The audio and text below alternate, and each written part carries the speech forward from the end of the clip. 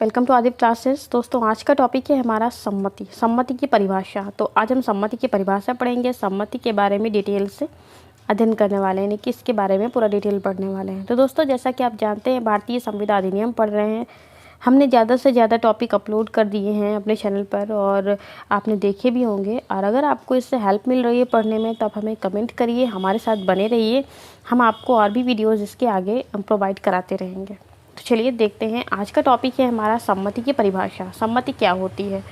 तो दो या दो से अधिक व्यक्तियों में सम्मति तब कही जाती है जब वे सब किसी एक बात पर एक ही भाव में सहमत होते हैं।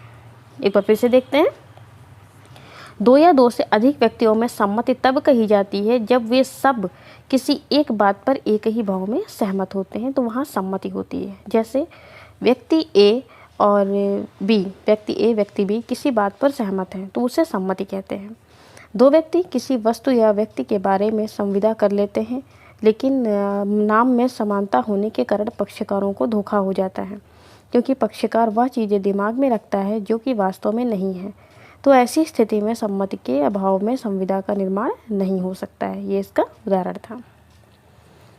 फिर देखते हैं स्वतंत्र सहमति। अब स्वतंत्र सहमति की परिभाषा क्या होती है? स्वतंत्र सहमति का अर्थ है ऐसी सहमति जिसमें ये 5 कमियां ना हो। ऐसी सहमति जिसमें ये 5 कमियां ना हो तो वहाँ पर स्वतंत्र सहमति होगी। कौन कौन सी 5 कमियां? प्रपीड़न, असमय का प्रभाव, कपट, दुर्व्यपदेशन, भूल। प्रपीड़न, असमय के प्रभाव, कपट, दुर्व्यपदेशन, भूल। तो चलिए इनको डीपली अच्छे से पढ़ते हैं एक एक टॉपिक इसका। तो फर्स्ट है हमारा दोस्तों प्रपीड़न। प्रपीड़न क्या होता है? कॉशियन डिफाइंड यानी कि प्रपीड़न।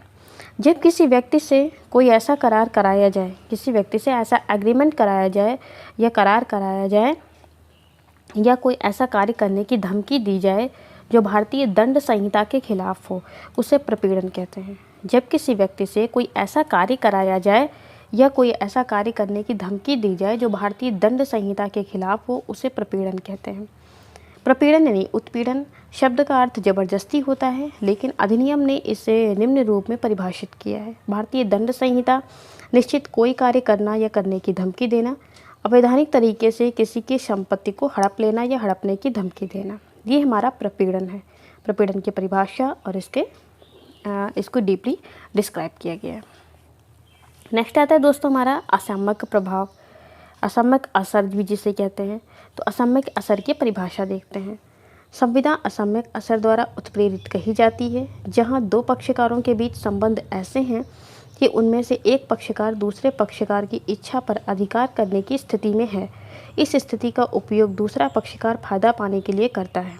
असम्यक असर संविदा असम्यक असर द्वारा उत्प्रेरित कही जाती है, जहां दो पक्षकारों के बीच संबंध ऐसे हैं कि उनमें एक पक्षकार दूसरे पक्षकार की इच्छा पर अधिकार करने की स्थिति में है। उस स्थिति का उपयोग दूसरा पक्षकार फायदा पाने के लिए करता है। तो वहाँ पर क्या होता है? वहाँ पर असम्यक असर होता है। तो इसमें और बताया गया आगे, उस अन्य पर वास्तविक प्राधिकार रखता है और यह उस अन्य के साथ वैश्विक संबंध की स्थिति में है। ये असम्यक असर दिखता है यहाँ पे। तो ऐसे व्यक्ति के साथ संविदा करता है जिसकी शारीरिक व मानसिक स्थिति ठीक ना हो। तो अगर किसी व्यक्ति की शारीरिक या मानसिक स्थिति ठीक नहीं है तो वहाँ पर क्या होगा कि दूसरा व्यक्ति ही उस पर हावी होगा, उस पर प्रभाव पूरा रखेगा। तो वहाँ पर भी उसका असम्यक असर पूरा दिखेगा। जहाँ कोई व्यक्ति किसी अन्य की इच्छा पर अधिकार करने की स्थिति में हो, उसके साथ संविदा करता है, उसका व्यवहार देखने से प्रतीत होता है कि वहाँ यह साबित करने का भार है। ऐसी संविदा असम्यक असर से उत्प्रेरित नहीं कही गई है। तो ये रहा असम्यक असर। अब आगे देखते हैं कपट। कपट की परिभाषा पहले पढ़ेंगे हम लोग। कपट क्या होता है ये तो आप जानते होंगे। कपट होता क्या है? कपट आपका छल धोखा जिसे कहते हैं, लेकिन इसे परिभाषित कैसे किया गया है ये हम पढ़ेंगे। कोई ऐसा कार्य जो संविदा के एक पक्षकार द्वारा संविदा के किसी अन्य पक्षकार से धोखेबाजी करने के उद्देश्य से किया गया हो। कोई ऐसा कार्य जो संविदा के एक पक्षकार द्वारा किसी दूसरे पक्षकार से धोखाबाजी करने के उद्देश्य से किया गया हो, वो कपट होता है। जैसे इसके कुछ तथ्य दिए गए हैं, इन तथ्यों के आधार पर समझाया गया है। जो बात सत्य नहीं है उसका तथ्य के रूप में उस व्यक्ति द्वारा सुझाया जाना जो यह विश्वास नहीं करता कि वो सत्य है।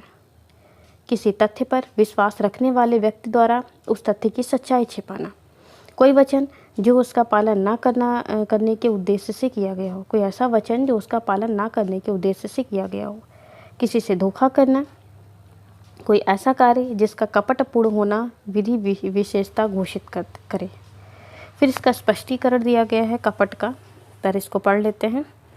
संविदा करने के लिए किसी व्यक्ति की रजामंदी पर जिन तथ्यों का प्रभाव संभव हो उनके बारे में केवल मौन रहना कपट नहीं है, जब तक कि मामले की परिस्थितियां ऐसी ना हो जिन्हें ध्यान में रखते हुए मौन रहने वाले व्यक्ति का यह कर्तव्य हो जाता है कि वह बोलने या मौन स्वतः ही बोलने तुल्य ना हो। इसके एग्जाम्पल दिए गए हैं, जैसे क नीलामी द्वारा ब को एक घोड़ा बेचता है जिसके बारे में क जानता है कि वह घोड़ा ऐबदार है, लेकिन वह घोड़े के बारे में ब से कुछ नहीं कहता है। यहाँ क की ओर से कपट नहीं है। पक्षकारों के बीच संबंधों का कारण क का कर्तव्य हो जाता है और वह ब को घोड़े के ऐब के बारे में बता दे। क ब से कहता है कि यदि आप इस बात का व्याख्यान ना करें तो मैं मान लूँगा कि घोड़ा ऐबदार है। क कुछ नहीं कहता है। यहाँ क का मौन बोलने तुल्य है।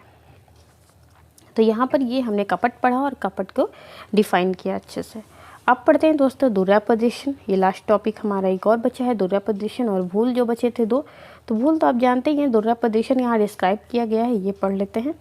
दुर्व्यापदेशन को मिथ्या व्यपदेशन भी कहते हैं। जैसे दुर्व्यापदेशन का अर्थ होता है गलत बयान, यानी कि बयान गलत देना। जब कोई पक्षकार गलत बयान करता है तो वहाँ पर उसे दुर्व्यापदेशन कहेंगे, जिसमें निम्नलिखित तथ्य शामिल हैं। सकारात्मक अभिकथन, वह बात जो सत्य नहीं है लेकिन उसका व्याख्यान उस प्रकार से किया जाता है कि वह सत्य प्रतीत होती है।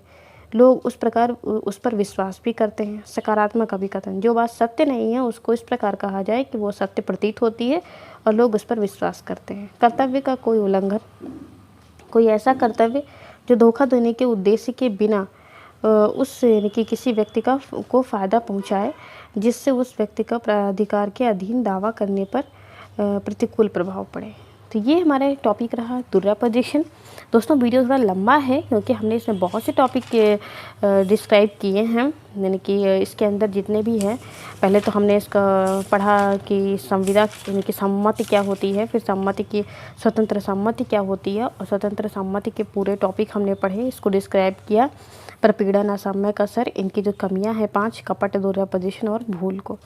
तो वीडियो थोड़ा लंबा है, पूरा देखिएगा, आपके काम आएगा। तो अगर ये टॉपिक आप पढ़ रहे हैं तो शायद ही इस वीडियो से आपको क्लियर हो गया होगा। और आप हमें कमेंट करके बताइएगा आपको वीडियो कैसी लगी।